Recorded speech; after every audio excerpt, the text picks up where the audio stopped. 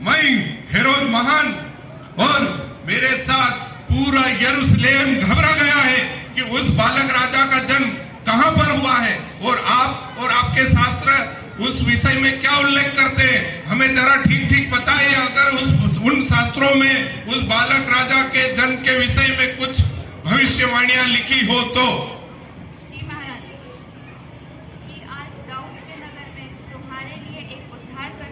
क्या लिखा है? कि आज दाऊद, थोड़ा ऊंचा बोलिए। कि आज दाऊद के नगर में तुम्हारे लिए उद्धारकर्ता जन्मा है। दाऊद के नगर में तुम्हारे लिए उद्धारकर्ता जन्मा है। जी महाराज। उद्धारकर्ता, हाँ, और क्या लिखा? और वही मसीह प्रभु है। अरे वही मसाया होगा।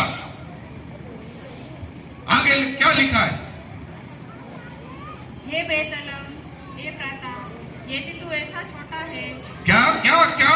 फिर से पढ़िए। हे बेतलम, हे प्राता, यदि तू ऐसा छोटा है। बेतलम में प्राता, अच्छा ठीक है, आगे बताइए क्या लिखा है? कि यहूदा के हजारों में गिना नहीं जाता, तो भी तुझ में से मेरे लिए एक पुरुष निकलेगा। अच्छा, एक पुरुष निकलेगा।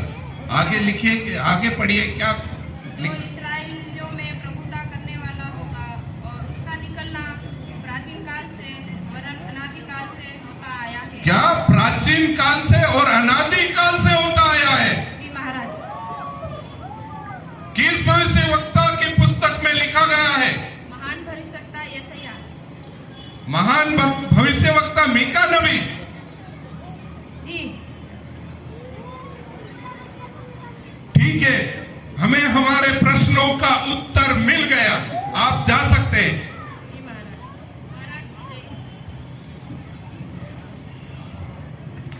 महान ज्योतिषियों, अवश्य ही उस बालक राजा का जन्म यहूदा के बेतलहम में हुआ होगा।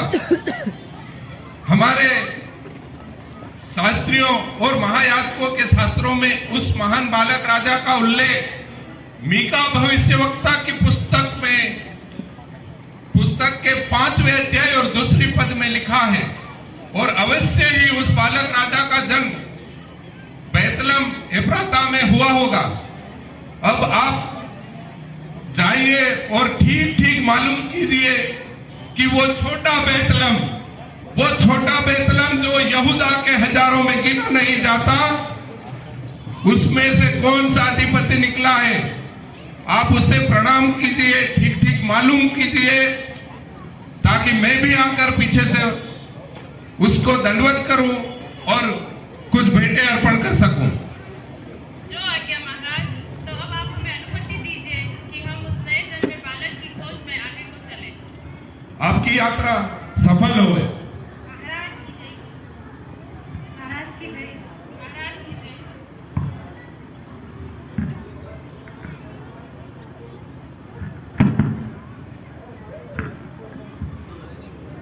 सुनिए सुनिए, जी महाराज। जब आपको वह बालक राजा मिल जाए, तब आप ठीक ठीक पता करके लौट कर मुझे अवश्य सूचना देवें, ताकि मैं भी बालक राजा को दंडवत करने और अपनी भेंटें अर्पण करने के लिए उससे जाके मिलूं और उससे नतमस्तक, उसके सामने नतमस्तक हो सकूं। जी महाराज।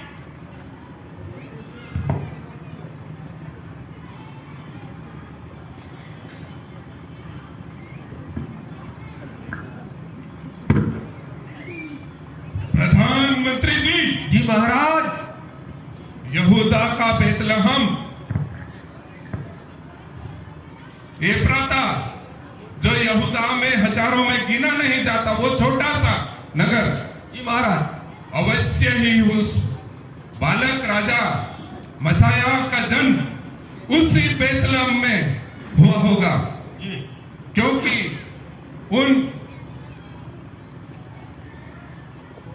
उनके शास्त्र, जो कई ज्योतिषी हमारे राज दरबार में आकर पूछ रहे थे कि वो बालक जिसका जन्म हुआ है वो कहाँ है, अर्थात उस बालक का जन्म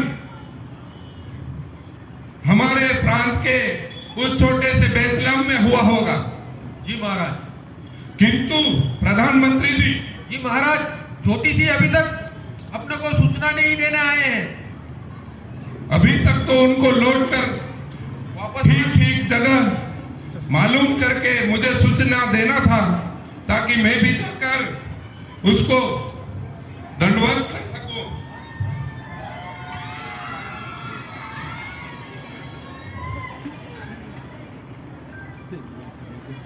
महाराज, वो अगर राजा बन गया तो आप कहां जाओगे?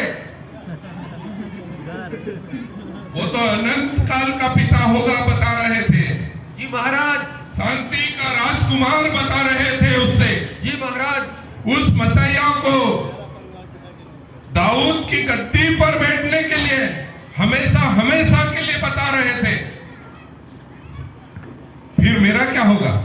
महाराज, ये छोटी जरूर है, विरोध महान ये छोटी जिंदाबाद। जरूर है, लेकिन उन बालकों के सर कलम कर सकती है महाराज। अब आज्ञा दीजिए, बस आज्ञा दीजिए कि उनके सर कलम कर दिए जाए।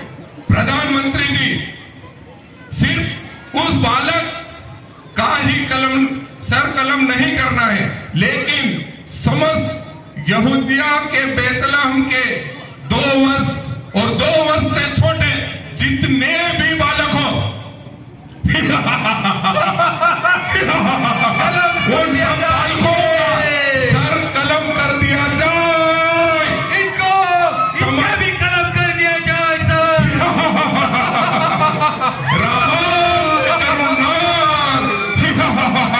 रामा में करुणानाथ, बड़ा विलाप।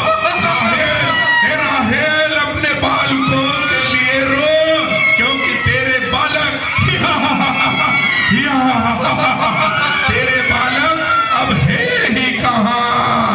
रामा में करुणानाथ, रामा में करुणानाथ, रामा में करुणानाथ। एक बड़ा विलाप, क्योंकि राहेल अपने बालकों के लिए रो, राहेल अपने बालकों के लिए रो, क्योंकि तेरे बालक, क्योंकि राहेल तेरे बालक अब है ही कहां।